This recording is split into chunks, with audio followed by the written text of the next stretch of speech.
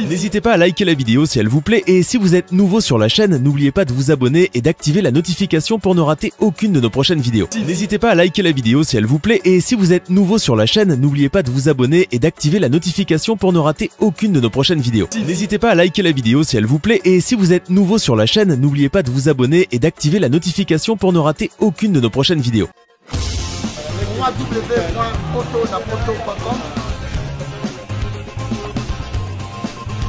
www.potonapoto.com.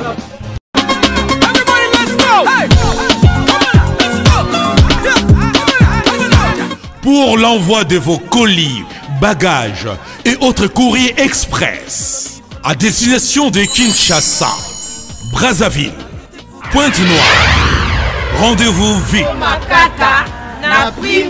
Biso toali Inter-Express Business. Tout le monde na bateau pe na avion. En tout cas, il n'y a pas de colis, ça a 2 jours livré à Kinshasa. Enlèvement au Félé. Donc, il y a vendredi, au plus tard mardi, Bozana Yango. Petit colis. Grand colis. Le transitaire de référence.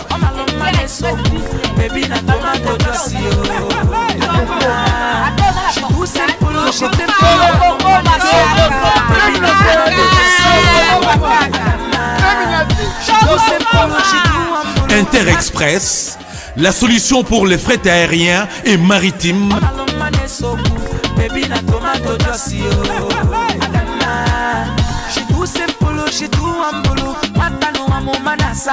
Attends la province Nini.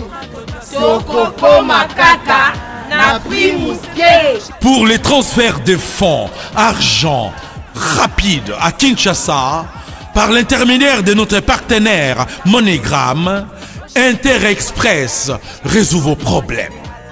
Au côté de Mongonayo, Nato Mouké. Service d'Inter-Express, comme ça. Inter-Express à Paris.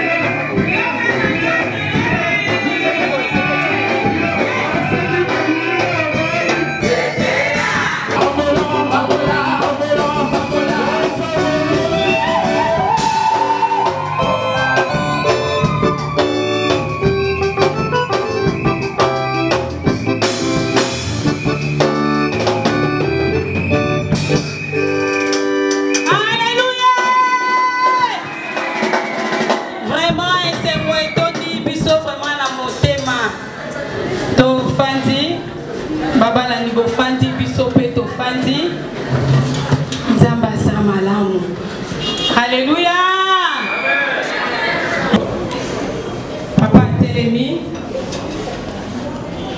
Papa Nabiso, comme on a yé, Papa Bongo, Isongo Alain. Isogo Alain. Bongo abotami na Kisangani, na mukolo moko boye, na dati moko boye. Bozo comprendre kaka, azali mwana 1900. Bobaki seli.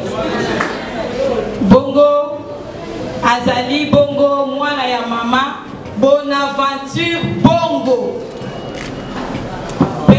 Non, mwana ya papa Bonaventure Bongo pe mama Marie Isogo. Afandi Bongo na Avenue Victoire numéro 39 na commune ya Kalamu. Localité na ye Saou, secteur Ibeke, territoire Bolia, district Inongo, province Maïndombe. Église d'origine na ye ezali assemblée des saints de Kinshasa. Bongo formation landaki à couple et famille 2019. Bongo date ya mariage civil ezalaki bongo le 19 juillet 2019. Bongo date ya mariage religieux ezali lelo le 26 juillet 2019. Parrain na bango akoko telema avec tous les respects. Bongo marraine na bango la plus belle femme de papa Dan, Natacha Katen. Apambola le papa okoki kofanda to bete lizambe mapu. Amen. Amen. Ili basi mapepana.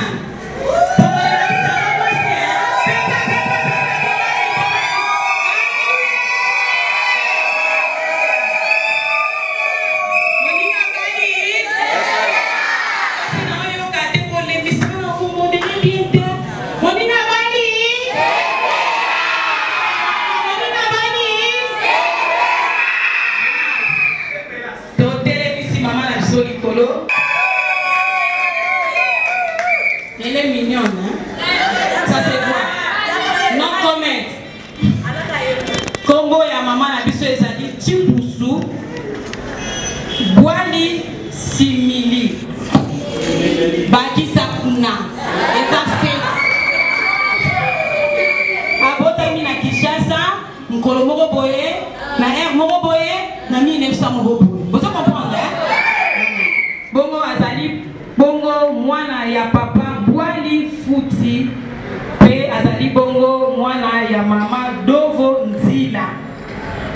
Adresse na ye 12 bis Nzombo, quartier Kimbangu 2, commune ya Kalamu.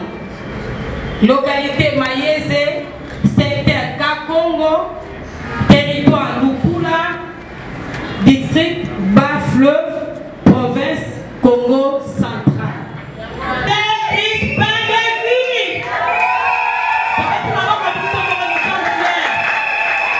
Mariage civil le 19 juillet 2019.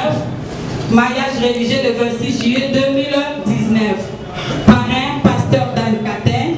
Et marraine, maman Natacha Katen. Tu peux tenir ma bonne, tu peux Bongo, tu peux continuer le programme Nabiso. Tu peux adorer Zambé. Et le bon na minute libérée. Baye bibo sunga biso. J'ai besoin de mon adoration.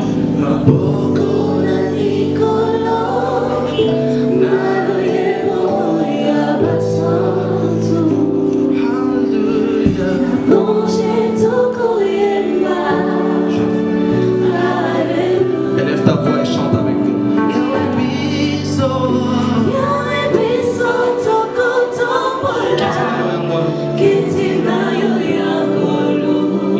Makasi na mitema totatone.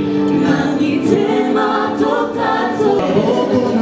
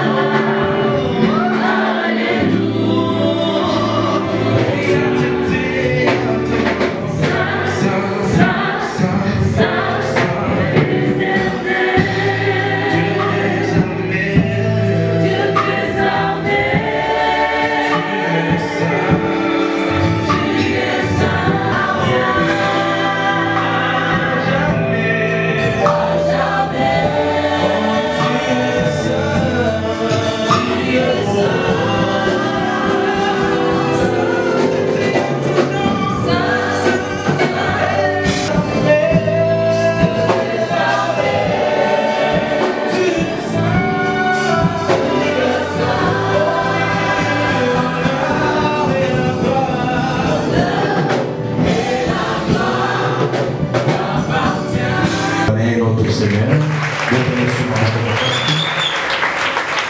Merci. Institution du mariage. Le seul lieu du mariage a été institué par Dieu au début de l'histoire humaine. En créant l'homme selon son image, il a aussi dopé de nombreuses bénédictions et lui a accordé les droits de dominer sur toutes les choses. En outre, Dieu dit, il n'est pas bon que l'homme soit seul. Je lui ferai une aide semblable à lui. Ainsi Dieu créa la femme de la même substance que l'homme et il l'amena vers lui. L'homme quittera donc son père et sa mère et s'attachera à sa femme et les deux deviendront une seule chair. Notre Seigneur Jésus-Christ a honoré le mariage par sa sainte présence aux noces de Cana et l'a confirmé comme ordre divin et un état honorable ainsi qu'un lien perpétuel en déclarant ce que Dieu a uni, que l'homme donc ne les sépare pas. Appelant les liens conjugaux le symbole de l'union mystique du Sauveur avec son Église, son épouse rachetée. Et il les recommande comme un état honorable à tous égards. L'auteur de l'Épître aux Hébreux conclut que le mariage soit honoré de tous et les liens conjugales exempts de toute souillure, car Dieu jugera les débauchés et les adultères. Hébreux 13, 4. Amen. Maintenant, pour l'instruction du mariage, j'invite les couples Alain et Simélie de bien vouloir s'élever. Papa Alain, na maman Simélie, boye bana côté de l'homme. Boye instruction, il y a Liban. Bien-aimés Alain et Simélie, c'est votre couple. Voilà comment le Seigneur voudrait bien vivre le mariage. Le but du mariage consiste d'une part à la propagation du genre humain et d'autre part au développement du royaume de Dieu par l'enrichissement de la vie de ceux qui entrent dans cet état. Ce but invite à une responsabilité commune pour élever les enfants que le Seigneur peut vous accorder comme héritage de son alliance. Le Seigneur ordonne que l'homme soit le chef du foyer établi selon son plan, comme Christ est la tête de son Église, et qu'il protège et pourvoit aux besoins de sa femme, en tout amour et dans l'esprit même de Christ, afin de vivre un bonheur réciproque. Dieu a ordonné également que la femme soit soumise à son mari en toutes choses, selon la volonté du Seigneur et selon sa parole, montrant du respect envers son mari, comme l'Église honore son divin époux. Ainsi, la liberté de l'époux et de l'épouse est glorifiée par une loyauté commune envers la loi de Dieu, et un foyer nouveau s'établit au nom du Seigneur, réglé et régi par les commandements divins. Ainsi, le mariage est d'ordre divin, avec l'intention d'être une source de bonheur pour l'homme et la femme, une institution de la plus haute importance pour les gens humains et un symbole de l'union du Christ avec son Église. Par conséquent, en tant que chrétien, vous devez envisager les liens du mariage avec une grande confiance et accomplir vos devoirs et responsabilités mutuelles sous la direction divine et avec son aide paternelle, et c'est au milieu même des plus grandes épreuves. Amen. Prie de bien vouloir vous mettre. Acclamons très fort pour notre Dieu.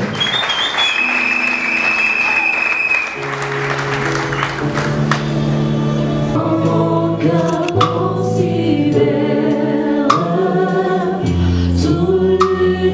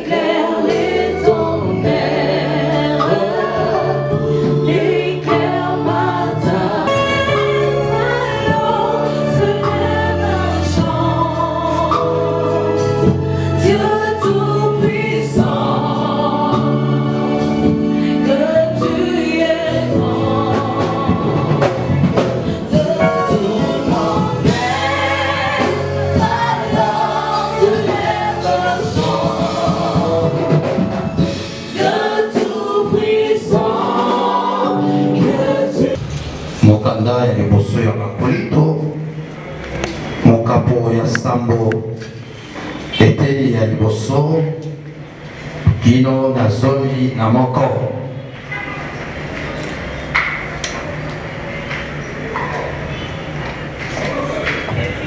Pour ce qui concerne les choses au sujet desquelles vous m'avez écrit, je pense qu'il est bon pour l'homme de ne point toucher des femmes.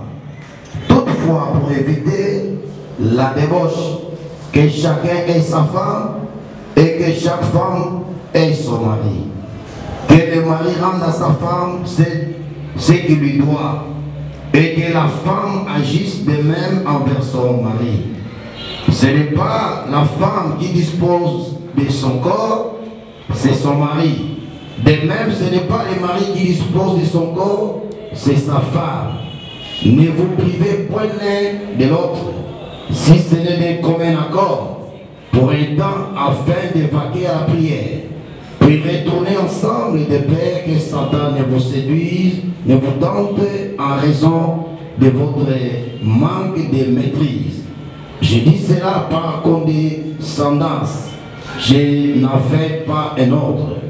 Je voudrais que tous les hommes soient comme moi, mais que chacun tienne de Dieu un don particulier, l'un d'une manière, l'autre d'une autre. À ceux qui ne sont pas mariés et envers, je dis qu'il leur est bon de rester comme moi.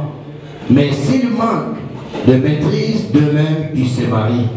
Car il vaut mieux se marier que de brûler. À ceux qui sont mariés, j'ordonne, non pas moi, mais le Seigneur, que la femme ne se sépare point de son mari. Si elle est séparée, qu'elle demeure sans se marier ou qu'elle se réconcilie avec son mari. Amen. Amen. Zambe apambola biso na pokwa oyo tomoni bandeko mibale ndeko Alain pe ndeko Simeli basangisi biso na pokwa oyo pona kotalisa biso ete bandimi kotosa Nzambe, bandimi kotosa oyo Biblia ezali koyebisa biso mokolo na lokumu pona Nzambe na biso. Satana alingaka te tokumisa Nzambe, alingaka ntango nyonso toyokisa Nzambe soni, toyokisa Nzambe mawa. Mais ntango bato mibale batelemaka mpona kohonore Nzambe ezalaka bitumba. Amen.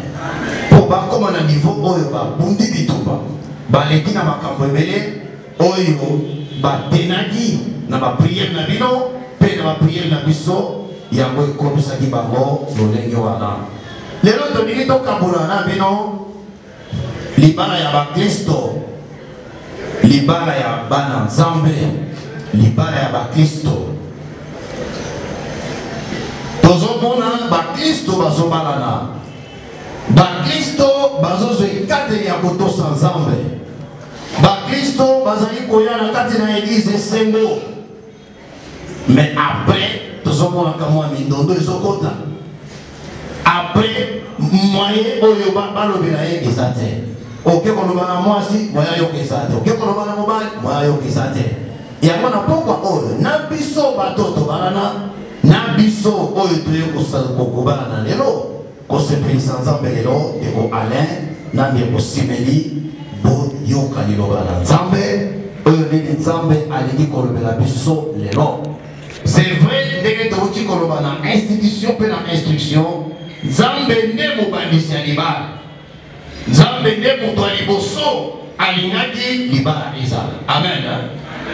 Nzambe nde moto ya liboso alingaki libala ezala na volonté na ye. Yango nde biso tozosala oyo tozosala lelo.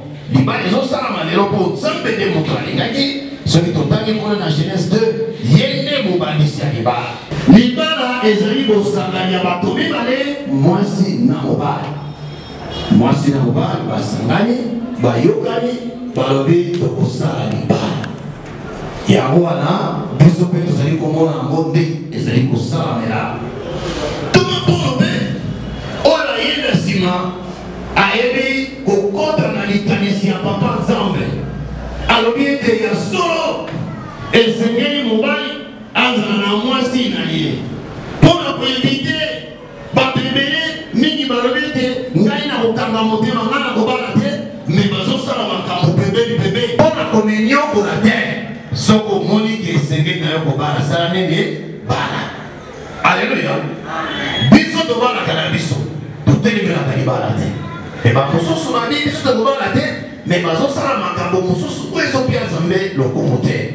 Toma Paul apesi biso ndingisa alobi mpo ete oyo akende libanda te oyo asala makambo na belinga melika te soki mobali amoni mwasi na ye mwasi amoni mobali na ye tika babala.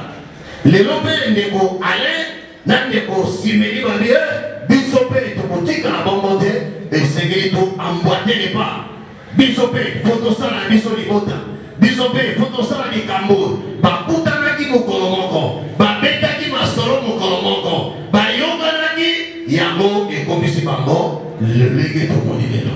Amen. Soki bayokanaki te tolingi tokóma na bango lelo te bayokanaki bango mibale ti tokomi lelo elongo na bango. Donc bakokisi oyo ezali esenga ya toma na biso Paul. Yango wana biso bana Nzambe biso oyo tobalana biso oyo tozolinga tokota na be ya mariage mpe biso bandeko oyo toyei lelo toyoka oyo bazali koyebisa biso na Biblia mpona libala ya bakristo libala ya bana Nzambe.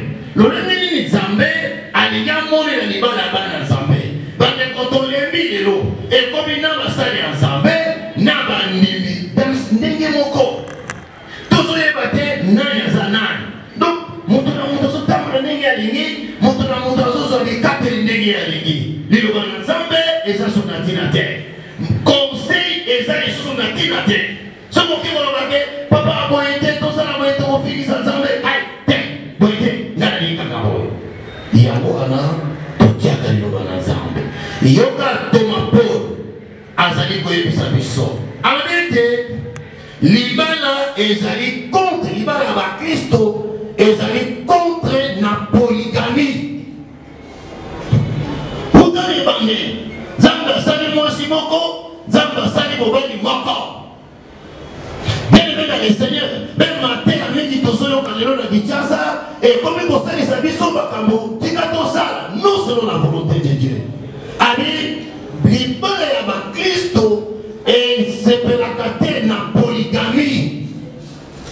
Ndenge oye papa ale omoni lelo mama simeli ye wana lobi oke kobala ya mibale bibla boya yango papa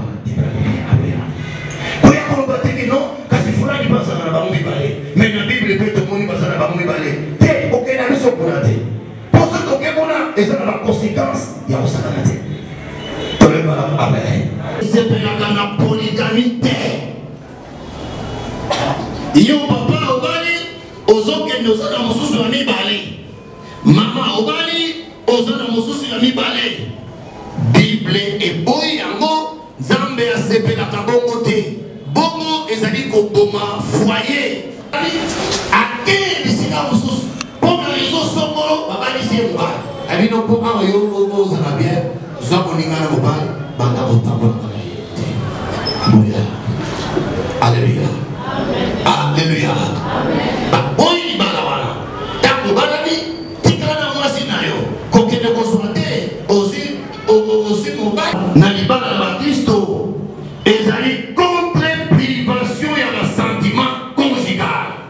Apôtre Paul azosouligne bien alobi ete mwasi aprive mobali te oyo ezali droit na ye mobali mpe aprive mwasi te oyo ezali droit na ye.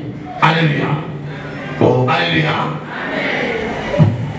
Badeko papa ale na mama simeli omoni babala nyo babalana ezala makambo ebombama bokomona bango balati bie bazotambola tuna bango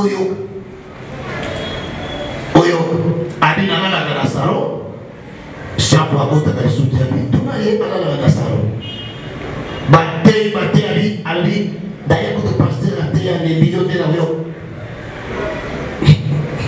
Alléluia. Alléluia. Alobi pasteur ateyi na alembi bongo yo nde na koyo balobi libala na bakristo bapekisi likambo ya kopekisa moninga nzoto na yo omoni ndenge ozobala na nzoto na yo eza nso ya yo te ekomi ya papa ale donc akosala ndenge alingi akoserejuire ndenge alingi nzoto ya papa ale eza mpe ya ye te ekomi ya ye pourkui nalobi boye tozala expérience moko atindika mwasi na ye ayepa yamba ye atokola ye atindika ye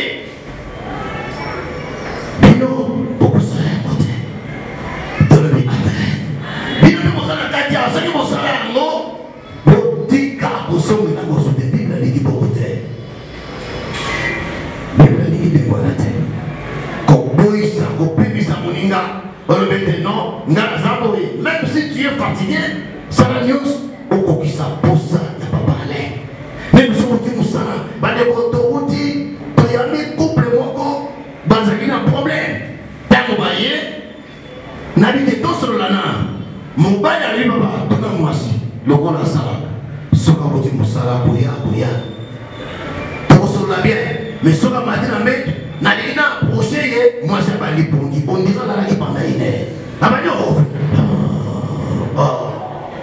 yoka mwasi alobi loso nasalaka bongo bebe loba pasteur ila yoka est-ce que na possible osala nde wana abi aya kaka lebi aya aza fatigué ngana tuyo papa mama soko bana baoya ndenge aza fatigué soko oke osali mosala ye neti na pokwa bazosela yo devant ezali alléluia oh alléluia des fois yebe te okei bazosela yo na pokwa mobali azosela yo mwasi mpe soko okei mobali mpe okei meke mwasi azosela yo na pokwa olinga te azosela yo ngai te nani alobi yango oh vous êtes avec moi quoi ngai te nani azoloba c'est la parole de Dieu qui le dit kopimela moninga te bacouple mbele ezokufa mpo na likambo oyo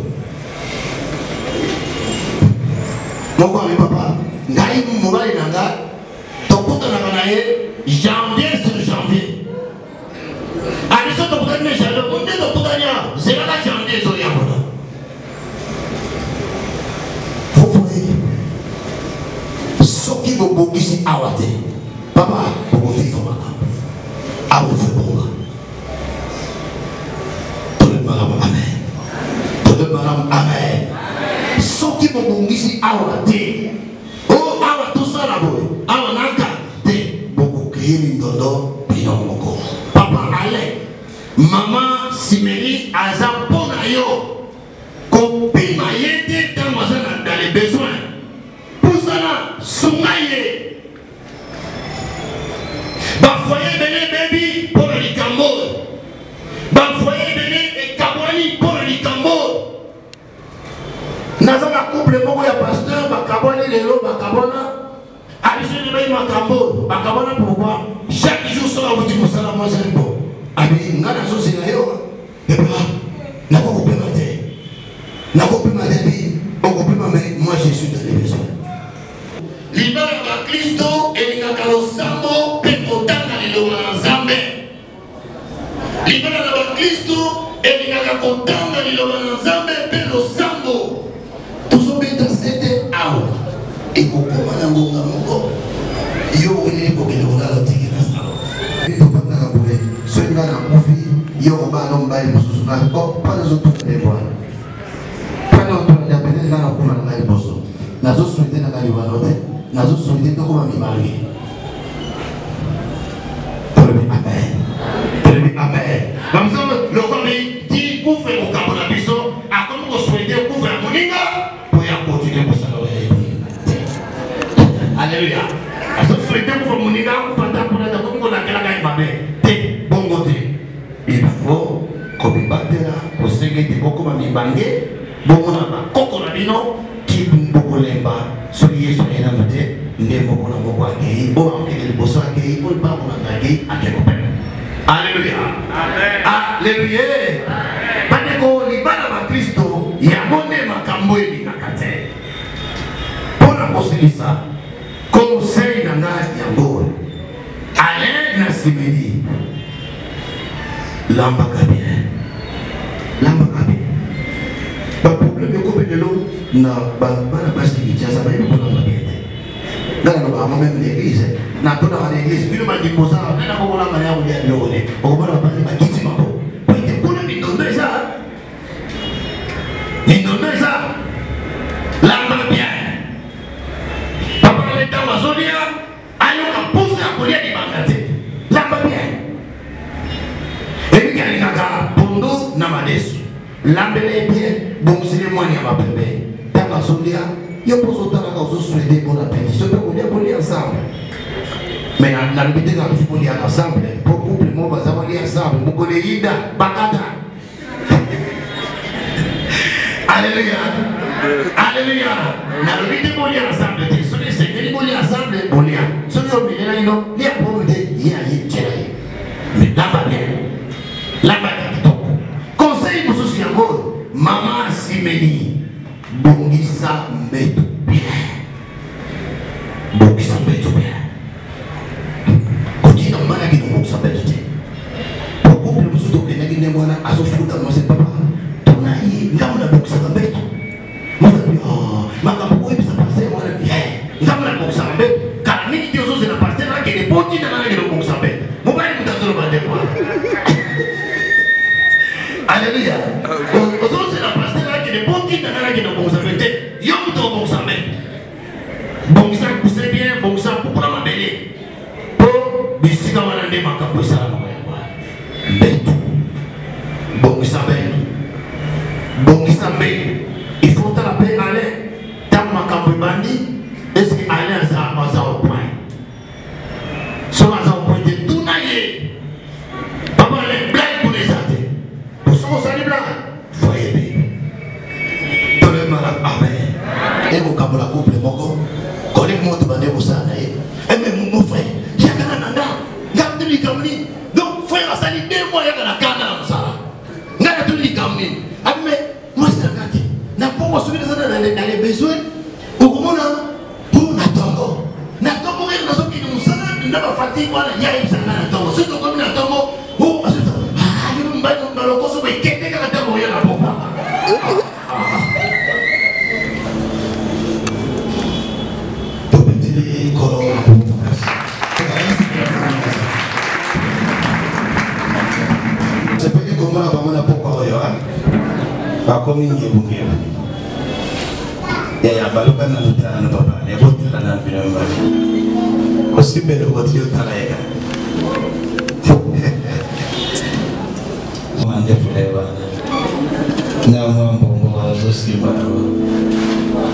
Amen.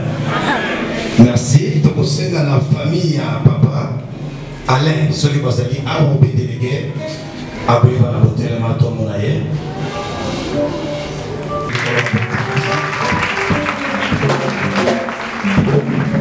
Merci. Tomoni mosala bino bosali kokomi sabana na niveau oyo c'est pas facile tozomona ba mabote ebele bazokende mingi na nzela ya mokuse mais soki bana bakomi lelo na niveau oyo ezali conseil kodépend ya bino simeli oyo bana kobanda tobende sokolo baboko makasi baa tokoseka esu na libota kote ya papa Alain mama simeli soki bazali pe délégué à botelema apamona zamba akalisa bino na mosala monene bosali epui na mama okoma na niveau oyo zamba azongisela bino ya mingi na kombo na yesu amen tobenda bakobanda tobende sokolo na biso na boko makasi zambe akalisa bino mpona kozwa ekateli wana ya kopesa toli na couple Alain na Simeli. Merci Nzambe azongisela bino ya mingi okosenga na responsable moko ya famille ya papa Alain akotelema kokosa awa responsable moko akolia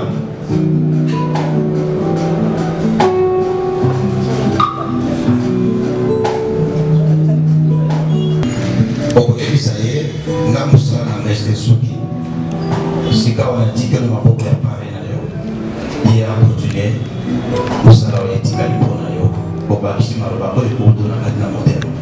Possible beaucoup à moi d'ailleurs, pour me mieux et pas une appareil d'ailleurs.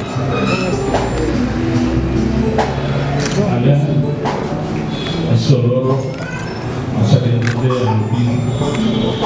Musala Oyangai, Esuki, Naoesika, Naoetali, Yango, n'a pas problème nyonso. Ezala, ya solo, ezala ndenge nyonso. Qui est dans beaucoup, un couple, pasteur, on a continuité, il y a du mal à la maison. Merci.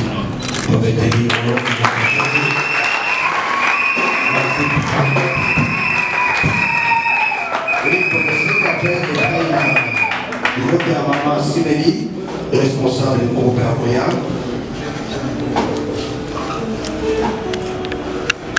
Jacques Amalobabana, pour le groupe moi aussi, pour le président Raya,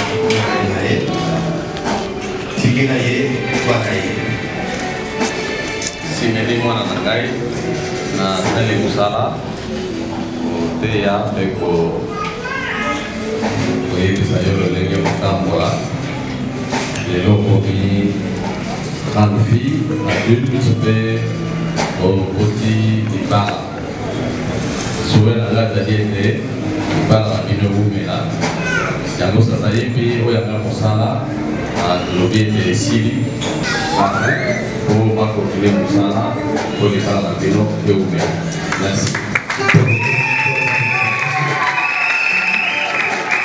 C'est votre petit gani n'a pas oublié balai. Des poilets, au colombola, mon pied voile, pour y avoir autant de soumise à qui ou bien c'est on va passer la vie. Là, la bonne qui est à ma musique à l'aide. Donc, on a besoin de voile pour confirmer les choses. Si mes livres y est, on les a été. Les enfants dans le pays.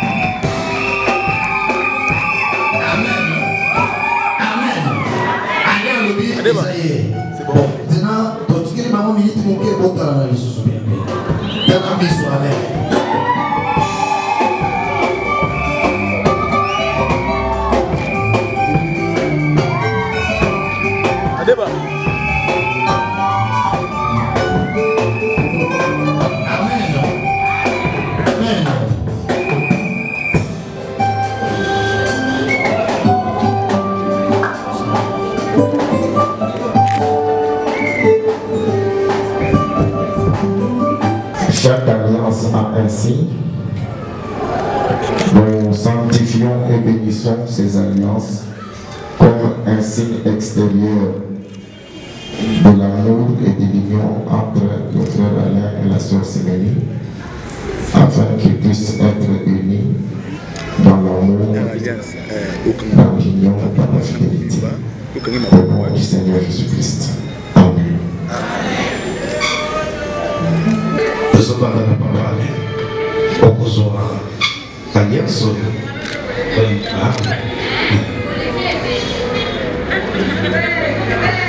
C'est mal beaucoup d'ailleurs, il y a un marché. Pour ça, la déclaration, les bossos l'ensemble et puis les bossos dans les bombes. Au pasteur a dit que c'est une affaire. Et vous avez dit que il y a un mongoloba, ils ont dit dans mon thème pour la chérie Nayo Simélie. Moi, Alain Gogo, je m'engage devant Dieu et devant l'Église à prendre Madame Simélie Chipoussou Wani comme femme et mon épouse jusqu'à ce que la mort ne sépare.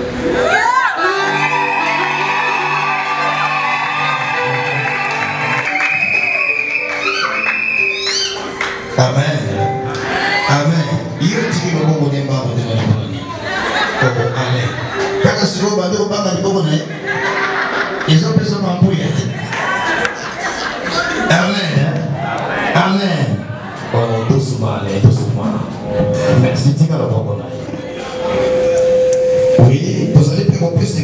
simeli ye okoka kosimba loboko na ye na yo oyo ezali kopesa vraiment ale aza motema na yo ya solosolo loba mwa liloba tovandi kimia toyoka simeli.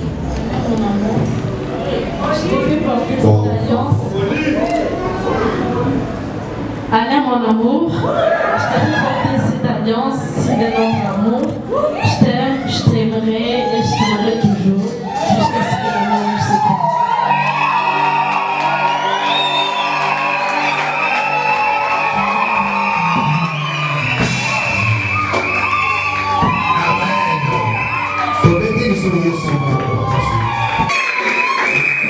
Merci.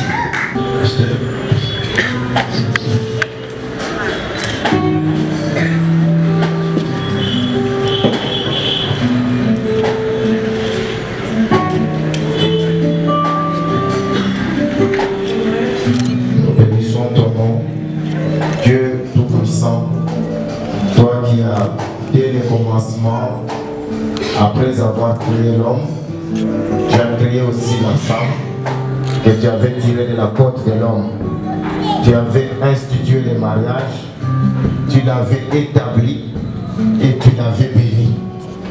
Tu avais dit qu'il soit fécond, qu'il multiplie, qu'il possède la porte de leurs ennemis, qu'il puisse dominer sur toute la création en vertu de l'autorité ministérielle que tu nous as confiée.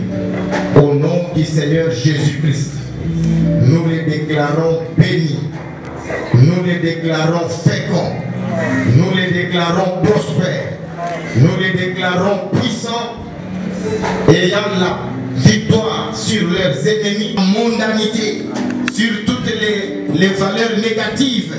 Nous les chassons au nom puissant du Seigneur Jésus-Christ. Qu'il soit béni, Seigneur. Qu'il puisse porter des fruits qui demeurent. Et qu'il soit, Seigneur Jésus-Christ, comme tu l'avais dit à Abraham, je ferai de toi une source de bénédiction. Qu'il soit une source de la bénédiction. Que leurs projets d'ensemble soient bénis. Que leurs enfants soient bénis. Et que leur foi et leur amour au Christ soient et reste inébranlable au nom du Seigneur et Sauveur Jésus-Christ. Amen. Seigneur Dieu de gloire, montre encore ses couples, Alain et Simélie. Je les remets entre tes mains, Seigneur. Je les déclare aujourd'hui bénis. Je les déclare bénis, Seigneur.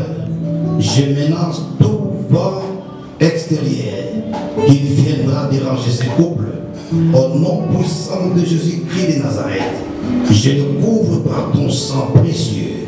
Que le Saint-Esprit les dirige du jour au jour. Seigneur, que tu les rendes prospères à tous égards. Tu leur donnes ce dont ils ont besoin, Seigneur. Fais-le grâce. Montre ta face du jour au jour devant tous les problèmes qu'ils auront durant leur vie terrestre. Merci Seigneur. Qu'ils soient bénis, qu'ils soient bénis, qu'ils soient bénis. Au nom de Jésus-Christ, qui est notre Seigneur Sauveur, nous avons prié. Amen.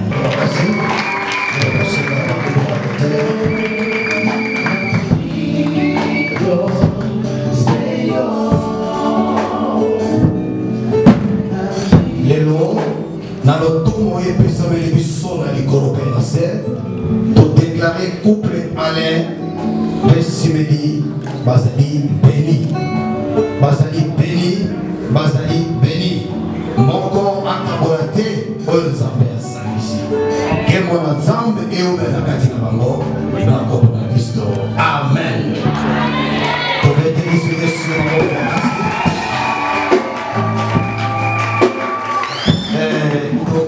na sikawa Alain Bota na Yesu na Mama Simélie. Boko témoigner au niveau wana que il y a solo bolingani au salamant geste wana ezalaka awa de même tina ndako otalisa biso mwa elengo wana ya bolingo na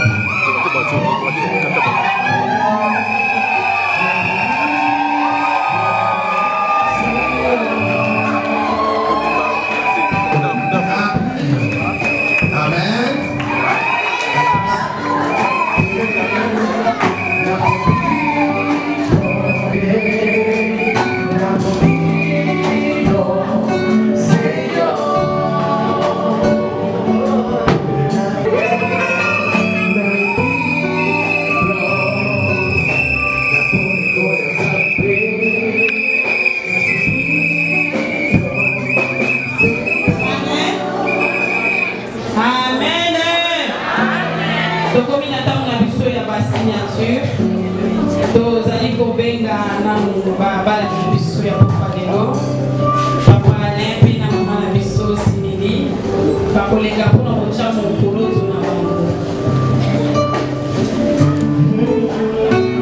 wana bazali koleka responsable ya papa Alain pe azobongama na kotia mokolo tosima na babalani bongo ezali kongo responsable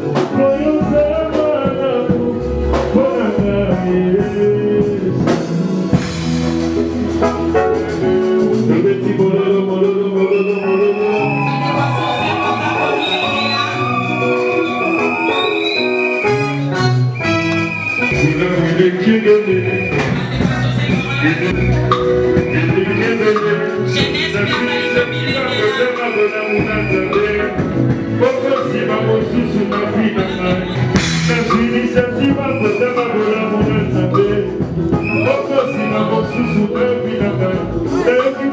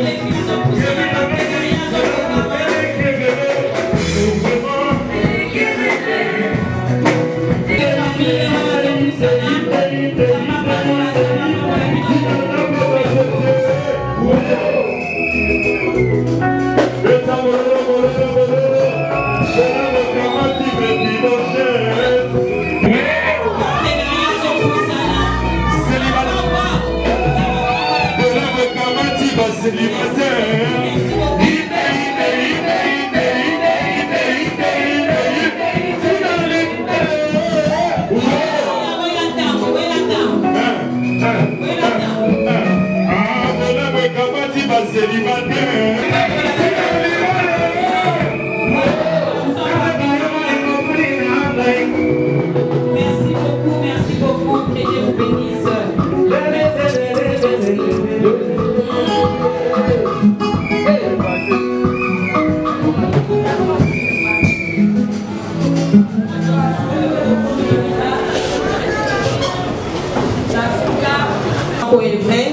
Bongo bandeko na ya protocole bazali kopusana na lombango mpona kopesa kado na mwana na biso. Protocole ya pusani, protocole ya pusani.